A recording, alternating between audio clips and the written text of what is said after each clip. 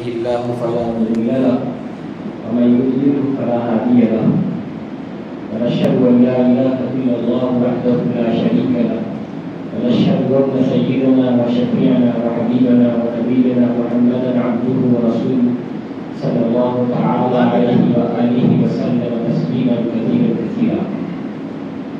قال الله عز وجل في القران المجيد: أعوذ بالله من الشيطان الرجيم. بسم الله الرحمن الرحيم. يا أيها الذين آمنوا لا تلهكم أموالكم ولا أولادكم عن ذكر الله ومن يفعل ذلك فأولئك هم الخاسرون. صدق الله العظيم. وقال رسول الله صلى الله عليه وآله وسلم: الكيس من دان نفسه وعمل لما بعد الموت والعاجز من أتبع نفسه هواها وتمنى على الله الأماني أو كما قال رسول الله صلى الله عليه وآله وسلم. بزرگان محترم، اللہ تعالیٰ نے ہمیں اور آپ کو ایمان جیسی عظیم الشان نعمت سے سرفراز فرمایا ہے، اور اس پر ہم جتنا بھی اللہ کا شکریہ ادا کریں اتنا ہے. یہ جملہ آپ بیشتر مقررین سے سنتے چلے آتے ہیں.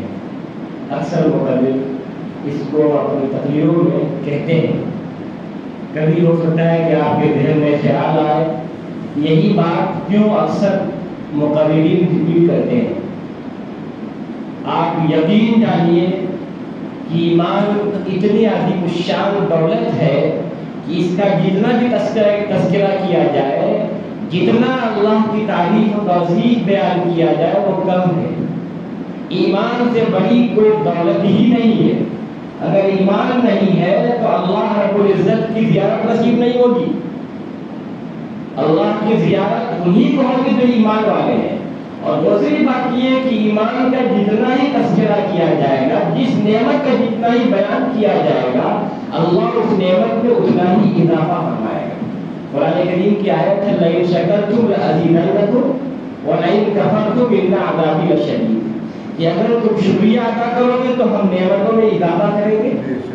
اب چاہے وہ نعمت جو بھی ہو، جس نعمت کا شکریہ ادا کیا جائے گا اللہ اس کو اور بڑھائے گا. ایمان کا شکریہ ادا کیا جائے گا، ایمان اور مضبوط ہوگا اور خاتمہ بالخیر کا سبب بنے گا. اور خاتمہ بالخیر سب سے بڑی انسان کی کامیابی ہے، کیونکہ اللہ کے رسول صلی اللہ علیہ وآلہ وسلم نے فرمایا: من کان آخر کلامہ لا الہ الا اللہ دخل الجنہ. کہ جس کی زبان سے آخری بول، آخری جملہ بننے سے پہلے کلمہ طیبہ لا الہ الا اللہ محمد رسول اللہ کا ادا ہوتا ہے وہ جنت میں جائے گا. گویا کہ جنت کا نبی کی زبانی انشورنس کیا جا رہا ہے، بیمہ کیا جا رہا ہے، یقین دہانی کی جا رہی ہے کہ جس کا خاتمہ بالخیر ہو رہا ہے، جس کا خاتمہ ایمان میں ہو رہا ہے، اس کو جنت ہر حال میں ملے گی. اب اگر ہم اللہ کا شکریہ ادا کر رہے ہیں تو ایمان مضبوط ہو رہا ہے. ایمان مضبوط ہو رہا ہے تو ایمان کے خاتمے کی طرف، ایمان کے خاتمے کی طرف، خاتمہ بالخیر کی طرف ہم بڑھ رہے ہیں. تو جتنے مقررین بیان کرتے ہیں وہ کہتے ہیں کہ اللہ کا شکر احسان ہے کہ اللہ نے ہمیں ایمان جیسے عظیم الشان دولت سے سرفراز فرمایا. تو ہم بھی کہیں روزانہ 70 بار، سینکڑوں بار کہیں، اور جتنا ہی کہیں گے اللہ اتنا ہی ایمان کو مضبوط کرے گا. اور اللہ کی جن نعمتوں پہ شکریہ ادا کریں گے اللہ ان تمام نعمتوں کو بڑھائے گا، چاہے وہ روپے پیسے کے اعتبار سے، مالی اعتبار سے، جانی اعتبار سے، معاشی اعتبار سے ہے. جس اعتبار سے بھی اللہ کی جو نعمت ہے اس پہ جتنا اللہ کا شکریہ ادا کیا جائے گا اللہ اتنا ہی عطا کرے گا، مزید بڑھا کے دے گا. اور وَلَئِن كَفَرْتُمْ إِنَّ عَذَابِي لَشَدِيدٌ. اور اگر تم ناشکری کرو گے تو میرا عذاب بھی بہت سخت ہے. اللہ فرماتا ہے تو ضروری نہیں ہے کہ عذاب دنیا میں جو ہے مرنے کے بعد ہی ہو. عذاب کی کئی شکلیں ہیں. عذاب کی ایک شکل یہ بھی ہے کہ اللہ اس نعمت کو چھین لیتا ہے. عذاب کی ایک شکل یہ ہے کہ اللہ ناشکری کی وجہ سے اس نعمت کو چھین لیتا ہے. اللہ نے کسی کو اولاد جیسی عظیم الشان دولت دیا، وہ ناشکری کر رہا ہے، ارے کہاں سے ہم خرچہ چلائیں، کہاں سے اتنے بچے ہو گئے، کہاں سے ہم کریں، یا کسی بھی چیز کی ناشکری کرے گا، تو چھین لے گا۔ بہرحال تو ہمارا موضوع جو ہے وہ یہ کہ ایمان بڑی مضبوط چیز ہے اور سب سے قیمتی چیز ہے۔ ایمان نہیں ہے تو اللہ کی زیارت بھی نہیں ہوگی، حشر کے میدان میں اللہ کی زیارت نہیں ہوگی، جنت میں اللہ کی زیارت نہیں ہوگی۔ تو جتنا کہ اللہ کا شکریہ ادا کیا جائے وہ کم ہے۔ اس دنیا میں ہر انسان ایک مختصر سی زندگی لے کے آیا ہوا ہے، وہ زندگی ہماری مرنے کے بعد کی زندگی پہ منحصر ہے۔ اس دنیا میں ہم امتحان کے لیے آئے ہوئے ہیں۔ ہر انسان بالغ ہونے کے بعد سے موت تک اس کا ایگزام چل رہا ہے، وہ ایگزام پیریڈ میں ہے۔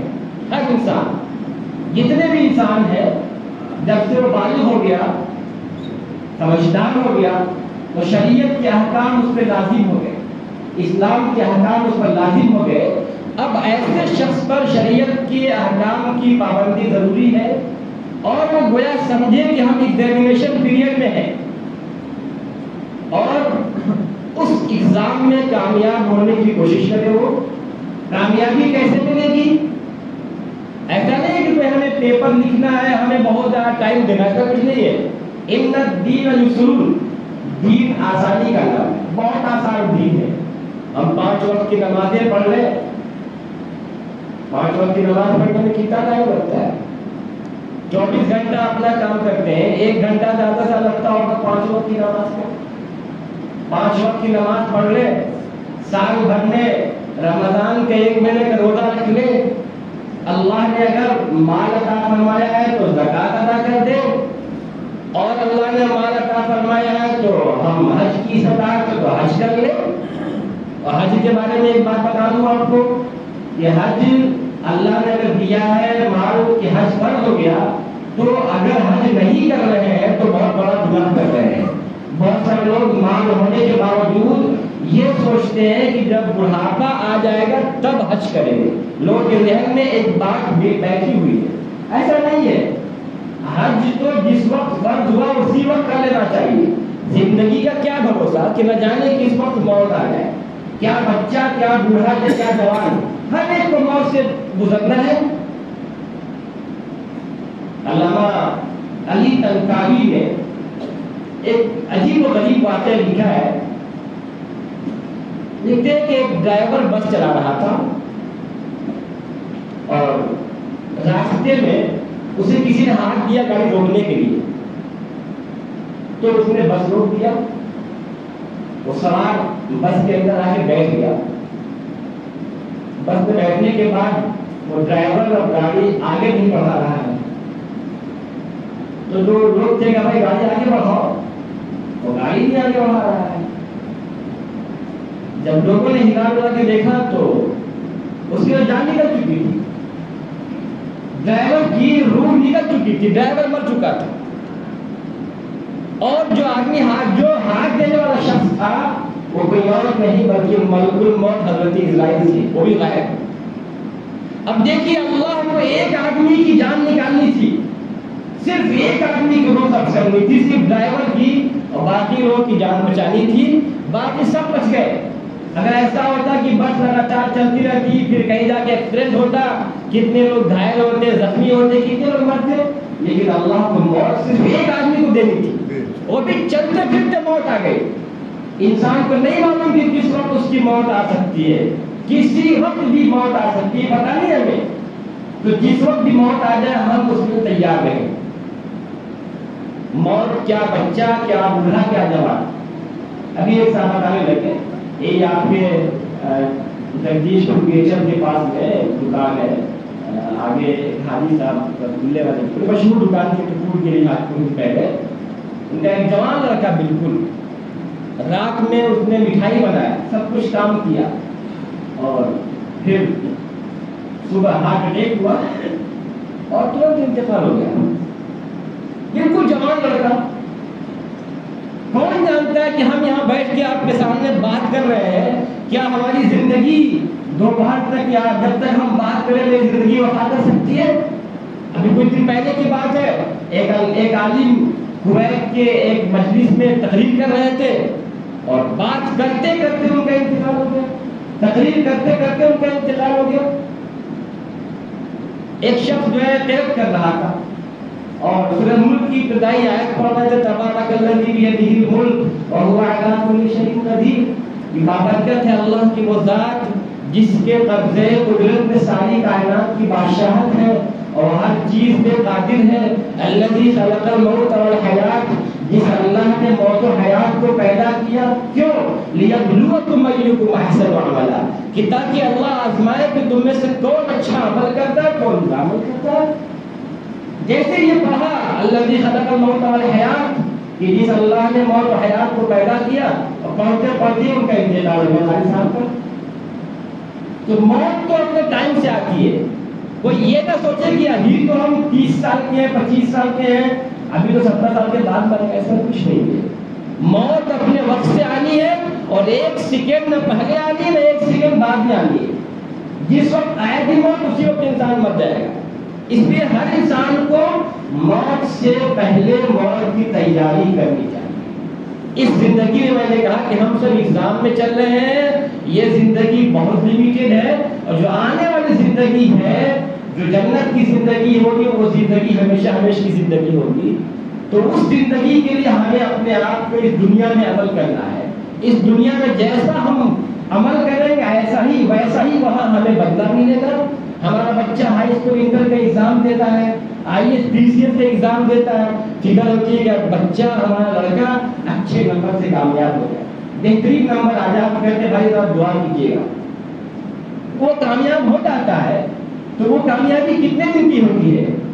اس دنیا کی زندگی پہ ہوتا ہے 40 سال 50 سال جو کمانا اسی کے لیے، اور خدا نہ خواستہ کامیاب نہیں ہوتا ہے، فیل ہو جاتا تو بہت تکلیف ہوتی ہے۔ میں ایک جملہ ہمیشہ کہا کرتا ہوں، اس دنیا کے ہزاروں امتحان میں انسان فیل ہو جائے تو کوئی غم نہیں۔ سنیے گا اس جملے کو میرے بہت غور سے، اس دنیا کے ہزاروں امتحان میں انسان ناکام ہو جائے، فیل ہو جائے تو کوئی غم نہیں، لیکن جو ایگزام جو دنیا میں ہمارا ہو رہا ہے آخرت کے لیے، جس کا رزلٹ حشر کے میدان میں آنے والا ہے، جب وہاں نام اعمال دیا جائے گا تو وہاں نام اعمال داہنے ہاتھ میں ملتا ہے کہ بائیں ہاتھ میں ملتا ہے؟ جس کے داہنے ہاتھ میں ملتا ہے وہ پاس ہوتا ہے، اور جس کے بائیں ہاتھ میں ملے گا وہ فیل ہو جائے گا۔